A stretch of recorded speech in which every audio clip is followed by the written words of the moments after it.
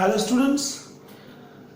तो चलिए यहाँ से हम लोग जो जेनेटिक्स के बारे में बात कर रहे हैं, अभी हम बात करेंगे जेनेटिक्स के कुछ न्यूमेरिकल्स की।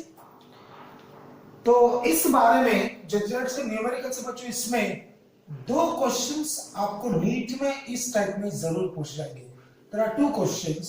इसका मतलब है ये टॉपिक आपको नीट में 8 मार्क्स देके जाएगा।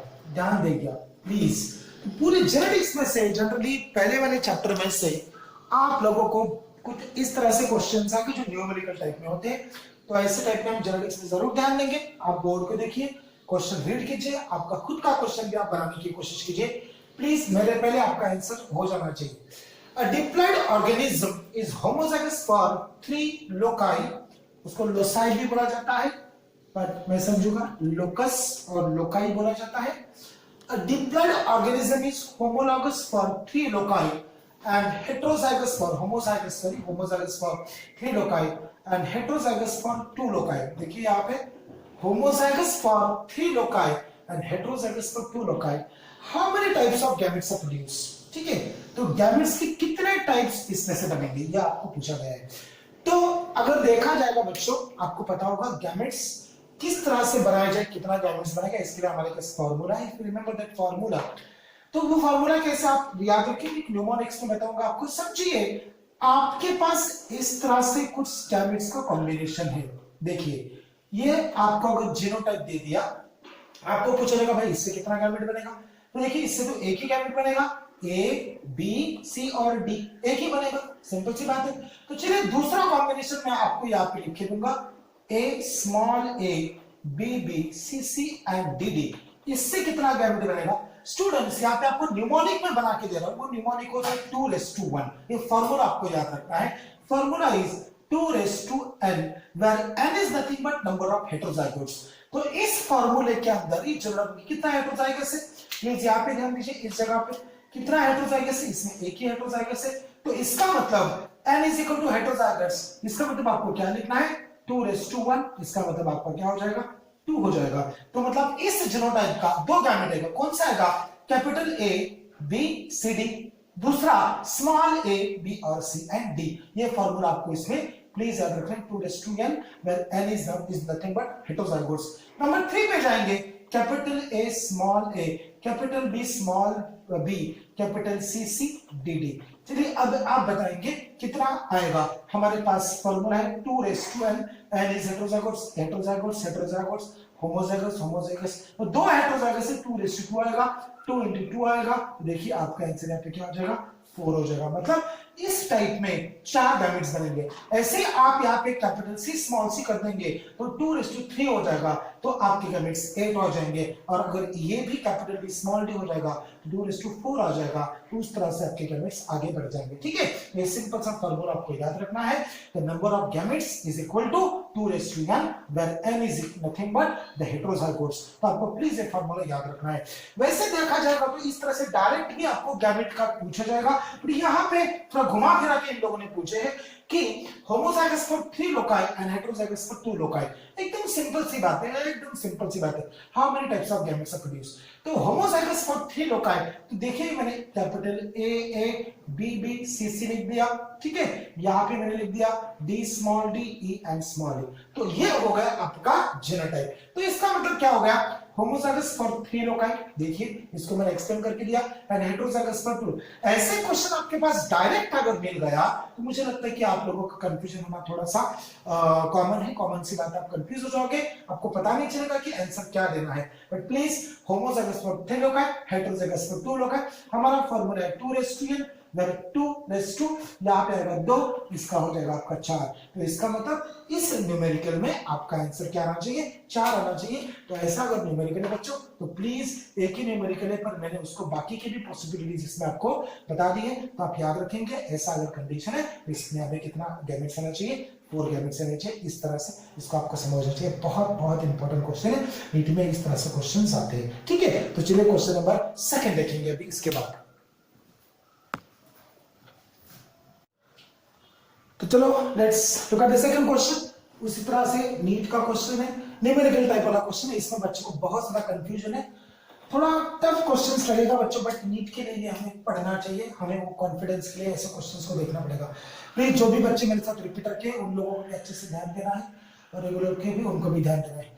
तो P plant heterozygous for round seeds, मैंने पहले ही बताया, इस ऐसी चीजों का आपको अंडरलाइन करना है।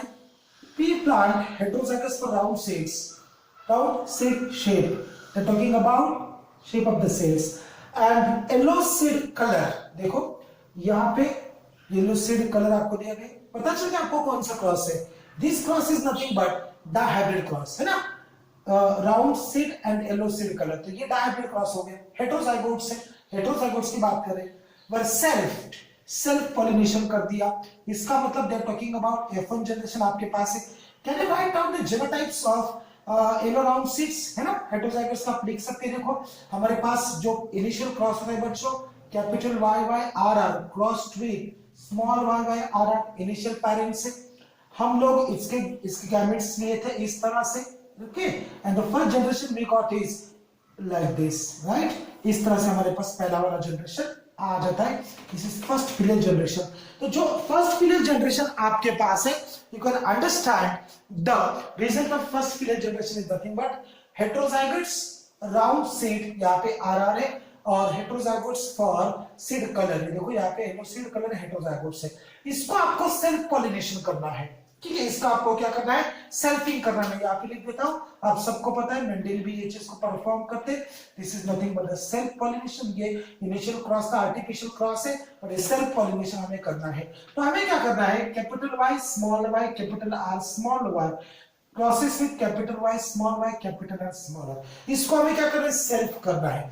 इसके बाद जो रिजल्ट आपको मिलता है, मुझे यहाँ पे लिखने की जरूरत नहीं, सबको ये पूरा भगत है ना, हम डायहाइब्रिड क्रॉस में पढ़ते हैं, इंडिपेंडेंट असॉर्टमेंट भी इस चीज को हम पढ़ चुके हैं। तो इससे जो आपको रेशियो मिलता है बच्चों, वो होता है 9:3:3:1। ये देखिए टिपिकल डायहाइब्रिड क्रॉस का यहाँ पे एक्सप्रेशन वो आपसे मांग रहे हैं, आपसे चाहते हैं कि आप इस तरह से यहाँ पे आंसर देना है।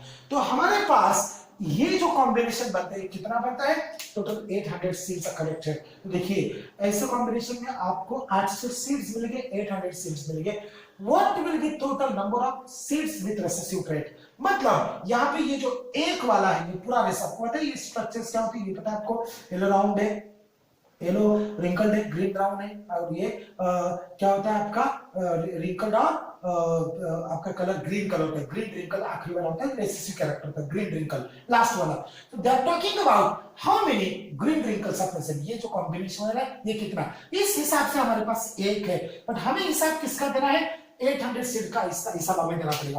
तो बच्चों ये टोटल कितना बन गया हमारे पास, 9 और 1 10 और ये 6 होंगे 16। तो हमें इसको कैलकुलेट किस तरह से करना है, प्लीज ध्यान दीजिएगा, प्लीज यहाँ पे देखिए। तो मैं क्या करूंगा अभी, 800 डिवाइडेड बाय 16 करूंगा, ये टोटल 16 इज इक्वल टू, है ना, आपका यहाँ पे आंसर होता है बच्चों 50, ठीक है। तो हमें अभी ये नंबर कैलकुलेट करने के लिए क्या करना पड़ेगा, इन सब पॉसिबल जीनोटाइप्स को हमें 50 से मल्टीप्लाई करना है। इसका मतलब मेरा रिजल्ट है 9:3:3:1। तो मैं अभी क्या करूंगा, देखिए यहाँ पे, यस चलो डायरेक्टली मैं यहाँ पे क्रॉस करता हूँ, क्रॉस 50 क्रॉस ये वाला 50 क्रॉस 50 क्रॉस 50, आपका आंसर आ चुका है। पर हमारा ये सही करने में हमें ये आंसर सही है नहीं ये भी देखना है। तो यहाँ पे आ जाएगा बच्चों 950 आर 450, यहाँ पे देखिए 150, सही बात है ना, यहाँ पे देखिए 150 आएगा और यहाँ पे आएगा आपका 50। तो आप टैली कर सकते हो, 450 350, मतलब ये टोटल आपका कितना हो गया, इस टोटल इज 800। तो हमारे पास 806 इस तरह से कलेक्टेड है। तो इसमें रिसेसिव ट्रेट वाले आपके पास कितने हैं, फिर आस्किंग फॉर रिसेसिव ट्रेट, तो आप यहाँ पे देख सकते हैं रिसेसिव ट्रेट वाला आपके पास कितना है बच्चों, 50 सीड्स है। तो इसका मतलब यहाँ पे हमारा आंसर क्या आ गया, 50 है। थोड़ा सा ट्रिकी क्वेश्चन है, मत सोचिएगा हायर लेवल का क्वेश्चन है, हमें नीट में इस तरह के क्वेश्चन पूछे जाएंगे, कोई अलग बात नहीं कर रहा हूँ, हमें नीट में इस तरह से क्वेश्चन पूछे जाते हैं। We can not take any risk for genetics. क्यों जेनेटिक्स हमें डिफिकल्ट लगता है, हम उसी चीज को ढूंढ रहे हैं, और हमें इस तरह से अगर सब चीजें हमने देख ली, सब चीजें हमने पढ़ ली, तो हमें ये सब कुछ भी डिफिकल्ट नहीं लगेगा, बहुत आसान से लग जाएगा, ठीक है। देखिए अगर 800 की जगह पे उन्होंने कुछ नंबर चेंज करके दिए, तो हमें तुरंत और बहुत आसानी से इसका जवाब भी मिल जाएगा। ओके देखिए सेकंड क्वेश्चन था हमारा, इसका आंसर 50 आ गया। आपको सब पता चल गया मैंने किस तरह से, वो कुछ भी पूछ सकते हैं, होमोजाइगोट्स पूछ सकते हैं, आपको उसका जीनोटाइपिक और फेनोटाइपिक दोनों रेशियोज पता होना चाहिए। सब रेशियोज आपको पता है, हम लोगों ने रेगुलर क्लासेस में भी ये सब पढ़ा है, तो सब रेशियोज आपको पता होना चाहिए, उस हिसाब से आप इसका आंसर दे सकते हो। ठीक है, तो चलिए अगला वाला क्वेश्चन देखते हैं। आई होप आपको ये सब न्यूमेरिकल समझ में आ रहा है, राइट। तो चलो अगला वाला क्वेश्चन नंबर 3, न्यूमेरिकल नंबर 3 देखेंगे।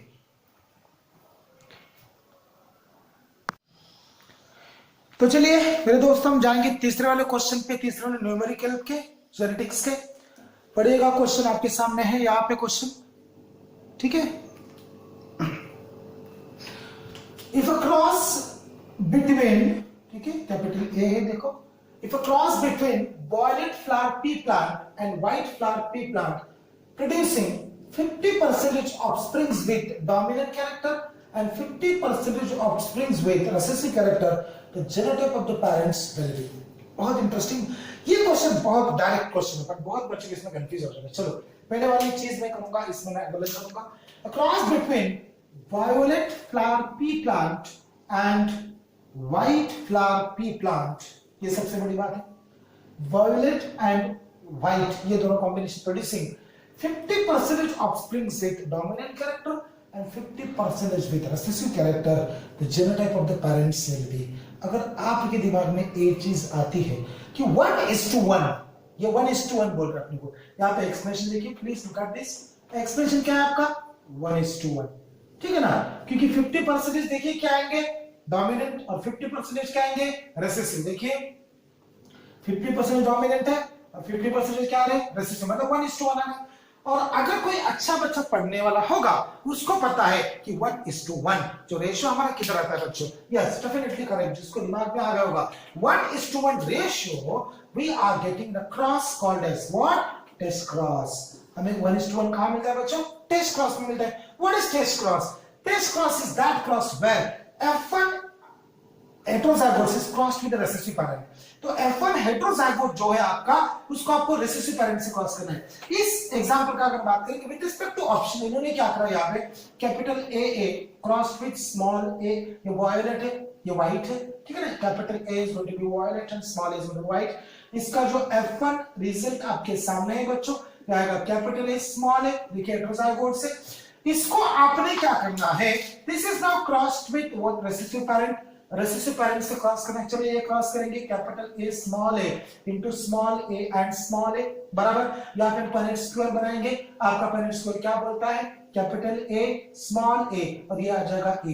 ये देखिए कैपिटल ए स्मॉल ए, ये आ जाएगा स्मॉल ए और स्मॉल ए, ये हमारा प्यूनेट स्क्वायर है, ठीक है ना। ये देखिए ये हमारा प्यूनेट स्क्वायर है, इस तरह से, राइट। तो ये जो प्यूनेट स्क्वायर का अपना रिजल्ट आ रहा है बच्चों, ये आता है कैपिटल ए स्मॉल ए, ये होगा डोमिनेंट, ये होगा रेसेसिव, स्मॉल ए और स्मॉल ए, ठीक है ना। डोमिनेंट और रेसेसिव यहाँ पे सिर्फ मैं लिखूंगा स्मॉल ए, तो ये आपका क्रॉस होगा इस तरह से। तो आपका जो पेरेंट्स था, ये रिजल्ट आएगा 50% violet and 50% recessive, which is called as white colour, ठीक है ना। तो 50-50 हो गया। तो 1:1 रेशियो था और 1:1 रेशियो था टेस्ट क्रॉस में, और टेस्ट क्रॉस के पेरेंट्स कौन से थे, हेटेरोजाइगोट्स एंड रेसेसिव पेरेंट। तो यहां पे देखिए ये हेटेरोजाइगोट्स है, रेसेसिव पेरेंट है। हेटेरोजाइगोट्स से नॉर्मल आपका F2 है, F1 है, ये डोमिनेंट है और ये रेसेसिव है, डोमिनेंट है, हेटेरोजाइगोट्स, ये कुछ भी नहीं आएगा। तो आपका जो करेक्ट आंसर है, यस आपको अभी समझ में आएगा, आपके दिमाग में बैठ गया, आपका करेक्ट आंसर है ए। तो आपका कैपिटल ए स्मॉल है, heterozygotes cross with parent which is recessive parent, तो आपका आंसर ए होगा। तो 1:1 से आपके दिमाग में तुरंत आ जाना चाहिए। देखिए ये न्यूमेरिक है, आपको इसमें इस तरह से दिमाग लगाना चाहिए। तो बहुत सारे रेशियोज है, फिर भी बहुत हमारे बच्चे पढ़ते नहीं, एपिस्टासिस है, dominant epistasis, recessive epistasis, duplicate gene, supplementary gene, collaboratory gene, और भी बहुत सारे कंटेंट इसमें जो हमें पढ़ने चाहिए, जेनेटिक्स में हमें देखने होते हैं, ठीक है। तो हमें जेनेटिक्स का 80-90 मार्क्स आराम से मिल जाएंगे। 18 से 20 क्वेश्चन जेनेटिक्स में ही, this is the highest weighted chapter. Diversity of genetics में हमें बहुत ध्यान देना पड़ता है, बहुत ज्यादा वेटेज नीट का लिखे जाता है, और इस तरह से क्वेश्चन हमें डिस्कस करने पड़ेंगे, ठीक है। आई होप ये क्वेश्चन आपको समझ में आएगा। यहाँ पे एक ही ट्रिक थी, 1:1 and it's nothing but the result of test cross. Test cross के पेरेंट्स इस तरह से थे, ठीक है बच्चों। तो चलिए अभी हम फोर्थ क्वेश्चन देखेंगे। तो चलिए बच्चों न्यूमेरिकल नंबर 4 देखेंगे, which is based on one of the very important topic called pedigree analysis। सबको पता है पेडिग्री एनालिसिस आप लोगों ने थोड़ा बहुत पढ़ा होगा, पर बहुत से ट्यूशन क्लासेस में या मैंने बहुत जगह पे देखा है कि पेडिग्री पे ज़्यादा ध्यान नहीं दिया जाता। पर डेफिनेटली हमारे एनसीईआरटी टेक्स्ट बुक पे 2 पेडिग्री एनालिसिस दिए हैं। देखिए आप मस्कुलर डिस्ट्रॉफी का एक पेडिग्री वहाँ पे सिकल सेल एनीमिया का दिया है, आप उसको भी पढ़ सकते हैं क्योंकि ज़्यादातर क्वेश्चन उसी से रिलेटेड आ जाता है। बट बहुत ही छोटे ट्रिक्स है जिसमें आप 100% पेडिग्री एनालिसिस कर सकते हो, उसका हम अलग वीडियो जरूर बनाएंगे पेडिग्री का। तो चलो ये क्वेश्चन हम पढ़ेंगे क्या है। Study the pedigree chart given below. Question में शॉर्ट कर देता हूँ। What does it shows. अब ये आपके सामने पेडिग्री है, इसको भूल जाइए आगे क्या है। बच्चों पेडिग्री में सबसे पहले आपको एक चीज याद रखना है कि जो जेनेटिक डिजीजेस हम किस तरह से क्लासिफाई करते हैं। हम उसको क्लासिफाई करते हैं सेक्स क्रोमोसोमल एंड ऑटोसोमल, ठीक है। या फिर ध्यान देंगे इस जगह पे हम उसको क्लासिफाई करते हैं सेक्स क्रोमोसोमल एंड ऑटोसोमल। हाँ, ये 2 टाइप्स हो जाते हैं। सेक्स क्रोमोसोमल के 2 टाइप करेंगे, it will be dominant and it will be recessive. Autosomal के 2 करेंगे, it will be dominant and it will be recessive. देखिए ठीक है, तो सेक्स क्रोमोसोमल में डोमिनेंट रिसेसिव करेंगे, ऑटोसोमल में डोमिनेंट रिसेसिव करेंगे, और सेक्स क्रोमोसोम में और एक अलग चीज हो जाएगी जिसको हम बोलते हैं, अगर डोमिनेंट है तो देखिए एक्स लिंक्ड बोलेंगे और इसको वाई लिंक्ड भी बोलेंगे। ऐसे एक्स लिंक और वाई लिंक हम यहाँ पे इस्तेमाल कर सकते हैं, ठीक है। तो ये सब चीजें हमें यहाँ पे बोलनी है। ऑटोसोमल में सिर्फ डोमिनेंट और रिसेसिव हो सकता है, बट सेक्स लिंक्ड में डोमिनेंट रिसेसिव में हमें एक्स लिंक भी बोलना है, वाई लिंक भी बोलना है, रिसेसिव में एक्स लिंक और वाई लिंक हमें यहाँ पे बोलना पड़ता है। तो ये तो पहले होगा उसका क्लासिफिकेशन। तो इन सब में बहुत से कॉमन डिसऑर्डर जो है वो होते हैं एक्स लिंक्ड रिसेसिव डिसऑर्डर्स, बहुत ज्यादा कॉमन है, और autosomal recessive and dominant disorders थोड़ा सा कॉमन है, हम उस पर ध्यान देंगे। तो अगर इस तरह से पेडिग्री, सबसे पहले तो आपको आज ही आपका 12th हो चुका है बच्चों, गवर्नमेंट ने आपको 5 महीने एक्स्ट्रा दे चुके हैं और भी आगे 2 महीने बढ़ा दिए, तो आपको बहुत ज्यादा ओवर टाइम मिल रहा है। तो ये सब सिंबल सबको पता होने चाहिए भाई। ये स्पेरिकल है तो ये क्या सिंबल है, स्क्वायर है तो क्या होता है, 2 स्क्वायर के बीच में एक लाइन है तो क्या है, 2 लाइन है तो क्या है, ट्राइंगल है तो क्या है ना। आप सब वो सिंबल्स की बात प्लीज पढ़ लो, ये सब एनसीईआरटी में दिया पड़ा है, बहुत इंटरेस्टिंग है, ठीक है। तो अब इसमें सबसे पहले आपको देखना है generation, this is first generation, second generation, third generation. तो अगर जनरेशन स्किप करता है तो ये डिसऑर्डर होता है रिसेसिव। रिसेसिव का मतलब देखिए skipping, dominant is always dominant, है ना। तो वो चीज आपको तो दिमाग में याद रखेंगे, डोमिनेंट है तो हर जनरेशन में होना चाहिए। तो चलो पहला ट्रिक हमें क्या पता चल गया, लुकिंग एट द जनरेशन 1। तो यहाँ पे देखेंगे प्लीज, ये फर्स्ट जनरेशन है, ये सेकंड जनरेशन है, और ये जो आपके सामने ये वाला थर्ड जनरेशन है, ठीक है ना। तो तीनों जनरेशन है। इसमें जनरेशन स्किप है, यस स्किप है। फर्स्ट जनरेशन में कोई भी डिजीज पर्सन नहीं दिख रहा है आपको, ठीक है। तो ये जो मैंने ब्लैक करके रखा है, सर्कल करा है, इसका मतलब है डिजीज है, और जो सर्कल नहीं है व्हाइट है तो इसका मतलब है नॉर्मल है। तो ये जनरेशन स्किप करता है, मतलब ये कौन सा है, रिसेसिव है। तो चलो दूसरी चीज हमें ढूंढनी है, रिसेसिव है तो ये ऑटोसोमल है कि ये एक्स क्रोमोसोमल है, सेक्स क्रोमोसोमल है, ठीक है ना। ये ऑटोसोमल है कि सेक्स क्रोमोसोमल है, ये ढूंढना पड़ेगा। बच्चों अगर बीमारी सेक्स क्रोमोसोमल होती है तो ज्यादातर वो एक्स क्रोमोसोमल होती है, एक्स लिंक्ड होती है, ठीक है, एक्स क्रोमोसोम से लिंकेज होती है। तो अगर एक्स लिंक्ड है तो एक्स लिंक्ड बीमारी का डिसऑर्डर का एक स्पेशलिटी होता है कि it shows Chris cross inheritance. मतलब एक्स लिंक्ड डिसऑर्डर जो होते हैं वो, ये समझो मदर है, ठीक है ना। एक्स लिंक्ड इनहेरिटेंस जो होता है वो क्रॉस होके जाएगा, मदर से जाएगा सन में, और सन से जाएगा इनके ग्रैंड डॉटर में। आपको पता है criss cross, male to female and female to again male, इसको बोलते हैं criss cross inheritance, X linked inheritance. इसमें देखिएगा, इसमें ये चीज में पॉसिबिलिटी क्या है, ये चीज में ये दोनों कैरियर हो सकते हैं। जो यहाँ पे मैंने नहीं लिखा है उसकी कोई जरूरत नहीं, यहाँ पे आपको डिजीज मिल रहा है तो ऊपर जरूर कोई कैरियर है, डिसऑर्डर्स है, बट हमें नहीं दिख रहा है। जनरेशन स्किप है, रिसेसिव डिसऑर्डर है, ये फीमेल है और फीमेल भी अफेक्टेड है, इसका मतलब ये एक्स लिंक्ड नहीं है। ये क्या नहीं बच्चों, एक्स लिंक्ड बिल्कुल नहीं है। वाई लिंक तो बिल्कुल नहीं, क्योंकि वाई लिंक डिसऑर्डर जो होते हैं बच्चों, वाई लिंक सिर्फ मेल में मिलेगा, क्योंकि वाई क्रोमोसोम सिर्फ मेल में, मेल टू मेल, अगर मेल टू मेल, तो फीमेल आ गया, वाई लिंक तो बिल्कुल नहीं है, एक्स लिंक्ड है, यस। तो ये एक्स लिंक्ड भी नहीं है। क्यों नहीं है, क्योंकि ये मदर से कहां पे आ गया, डॉटर में आ गया। एक्स लिंक पे ऐसा नहीं होता, मतलब से सिर्फ सन में जाना चाहिए, डॉटर में नहीं होना चाहिए। इसका मतलब ये एक्स लिंक भी नहीं है, ये वाई लिंक भी नहीं है, ये रिसेसिव है क्योंकि जनरेशन स्किप कर रहा है। तो अगर एक्स लिंक नहीं है, वाई लिंक नहीं है, तो ये सेक्स क्रोमोसोमल डिसऑर्डर नहीं है, तो मुझे कौन सा ऑटोसोमल डिसऑर्डर है। समझ रहे हैं आपको? तो this is autosomal disorder and this is recessive disorder. फिर आप यहाँ पे आइएगा, देखिए आंसर्स आपके सामने, ऑप्शंस आपके सामने। डोमिनेंट एक्स लिंक नहीं है कि आपको एक पेडिग्री समझ गया तो बाकी भी समझ में आ जाएंगे। डोमिनेंट एंड सेक्स लिंक नहीं है, बिल्कुल नहीं है। क्यों नहीं है? डोमिनेंट होगा तो हर जनरेशन में होना चाहिए। आगे भी हम पेडिग्री पे कम से कम मैं आपके सामने 10 अगला वीडियो सिर्फ और सिर्फ पेडिग्री पे रहने वाला है, प्लीज आप इसको भी ध्यान से देखिएगा।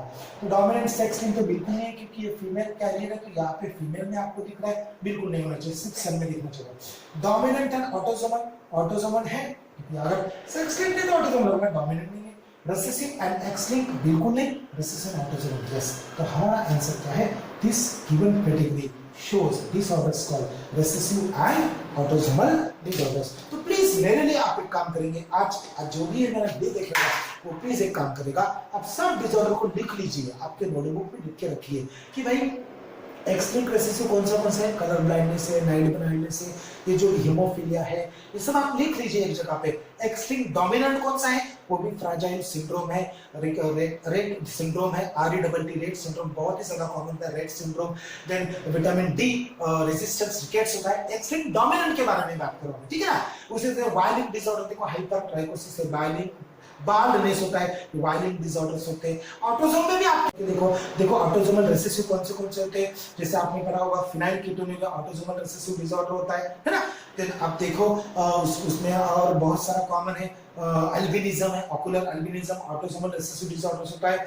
गॉशर डिजीज होता है, टाइसैक्स सिंड्रोम डिजीज होता है। तो ये सब जो है ना, आप पढ़िए प्लीज, गॉशर डिजीज है, सब आप पढ़िए, एक लिस्ट इनकी बनाइए, आपके सामने होना चाहिए ताकि आपकी पेडिग्री आपको आसान जाएगा, ठीक है ना। वैसे आप ऑटोसोमल डोमिनेंट की बात करेंगे तो मार्फन सिंड्रोम बहुत कॉमन है, और कॉन्ड्रोप्लाजिया है, पॉलीडक्टाइली है। ऑटोसोमल डोमिनेंट की बात नहीं बात करो, मार्फन सिंड्रोम, इसमें हंटिंगटन्स कोरिया होता है ऑटोसोमल डोमिनेंट में। तो इन सब का आप एक लिस्ट बनाओ, 4 कॉलम बना लो।